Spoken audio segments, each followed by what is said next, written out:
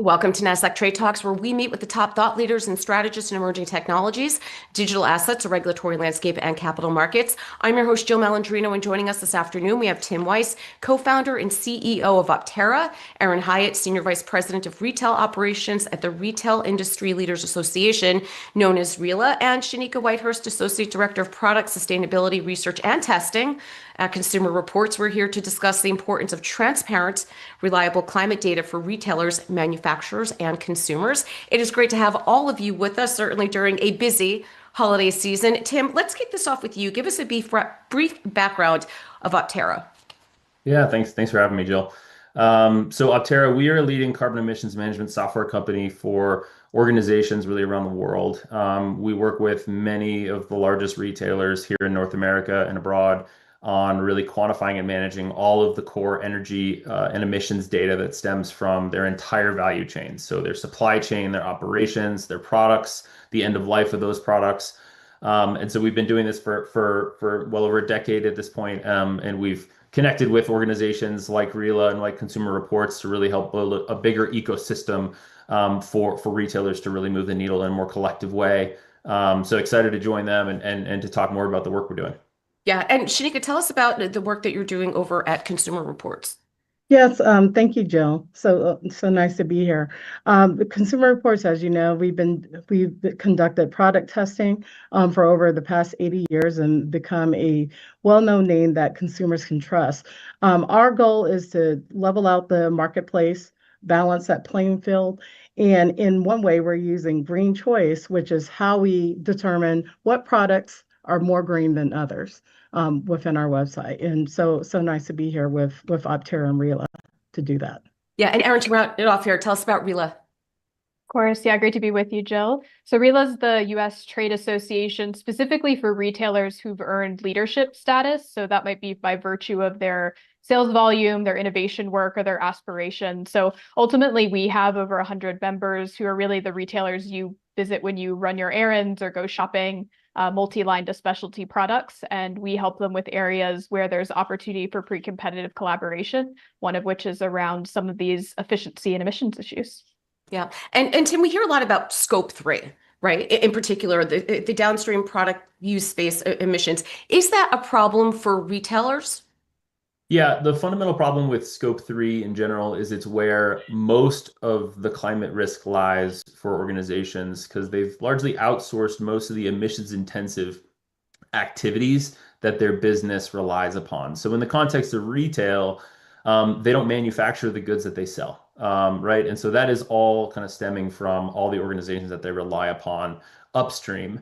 And then they sell, in many cases, the organizations that we're working with a lot in this partnership are organizations that are selling energy consuming products, like some of the core household energy consuming products from heating and cooling to televisions, to refrigerators, to lawnmowers, like all of the major energy consuming appliances that millions of individuals use every day in their homes. And it corresponds to massive amounts of global emissions and massive amounts of climate risk, ultimately for these retailers, because they're accountable for all of the emissions from the products that they sell, purchase and sell. And so the problem fundamentally for retailers is they don't have the data. They don't have information on the energy consuming nature of these products and upstream or downstream. We've seen some inroads being made over the last few years. We've done a lot of work in supply chain and helping organizations engage more directly with their manufacturers to capture data from the manufacturing phase of the product development process. But there has been no work collectively or very little work historically to understand the use phase of emissions downstream. And so retailers really were stuck with kind of doing their own scientific research on their own for their own product portfolios. And it was a bunch of time spent on largely the same products. They're all selling very similar things. And so this kind of partnership that we've compiled with RILA is to really solve that problem for retailers, have a common database for all of these major retailers to pull from. So they're all spending their time on more strategic decisions around what products are they sourcing and what are they putting on their shelves, rather than doing really all of the math in carbon accounting and energy management that would happen kind of in more bespoke research capacities internally. So it's really a really strong collaboration it's really helping all these retailers address this kind of core climate risk that exists within their supply chain and products, their scope 3. Yeah. And Erin, of course, as this data quality continues to improve, it allows manufacturers and retailers to benchmark and be able to quantify their success or their initiatives in terms of energy use and doing well for the environment. Absolutely. What we're seeing is that there's a lot of value to be gained from improving the quality and consistency of this information. You have a regulatory context in some states and globally that makes it useful, but also a lot of retailers have specific commitments to understanding and sharing information about their emissions. Consumers more and more want better information about their products. So all those factors are converging. And when everyone's working from the same data foundation, retailers then have confidence in their reporting approaches. They get from measuring to managing, and they can focus on efficiency and reduction strategies. Yeah. And Shanika, that's what you're doing at Consumer Reports. You're evaluating products, how they perform in the household, and of course, energy use. It seems as if the demographics really are shifting, and this is what consumers are demanding. Exactly, Jill. We try to demystify that for consumers, include that type of energy information, especially looking at products that are more energy efficient than others, because we all know that that the heating bills are coming, and this is something that as Consumer Reports that we can help with. It also pushes for our advocacy efforts as well when it comes to efficiency of the small appliances and other appliances in which we test. Yeah. Well, I mean, it's also, national and state policies. They're looking for that type of data as well. Yes.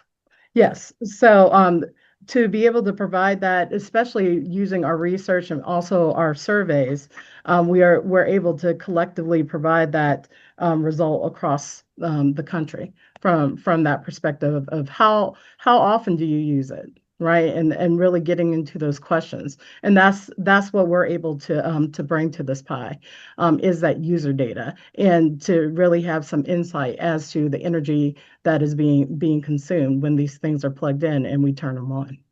Yeah. And Tim, that shows you the value of a shared framework, especially as regulation, not just in the US, globally, is starting to tighten around these initiatives.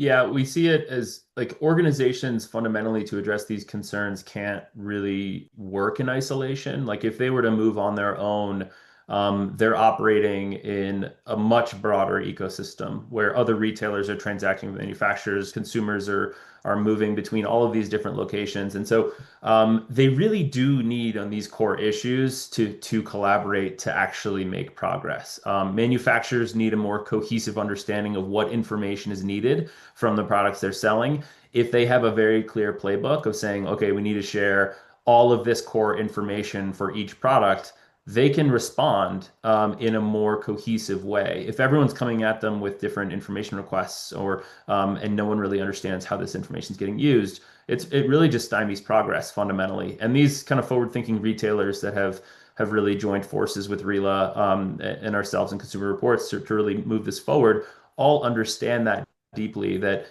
there is a pre-competitive nature here where you have to collaborate to understand what the new rules of the road are in the transition to low carbon economy. How are we going to work together to ensure that we are moving this entire ecosystem forward in lockstep? And this is just one key piece of the puzzle, right? So we're essentially standardizing all of the metrics and all of the data. And that helps everyone have a clear apples to apples basis for which they can share information with stakeholders, with regulators. And now the data actually means something. And that is key. So once you have a kind of shared framework, a shared process, a shared source of information, you now know if Walmart is reporting this data and Target's reporting this data, that these kind of data points are actually meaningful and comparable, and they tell you something about the nature of their business.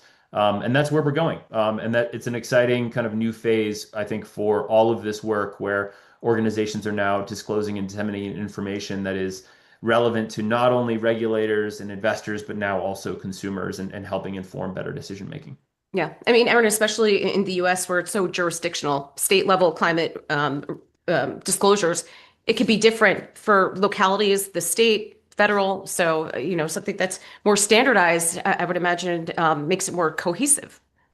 Yeah, it's why we've been so excited to come out with, what ultimately is a tool to help overcome a lot of those challenges for the downstream emission. So what we've culminated around is called a direct use product emissions database, calling it DPED for short, but it's in its second version now, and it has over 500 product categories. We're improving the data quality over time, and there have been more conversations with manufacturers looking at region-specific emissions factors, and then contributions from organizations like Consumer Reports that are really making improvements to help retailers explain the numbers and hopefully eliminating some of that redundancy or extra work if they're complying across multiple jurisdictions. And in the spirit too of the collaborative nature of this, we've made it available as well to users beyond just retail. We want this to be useful for anyone who's looking at downstream.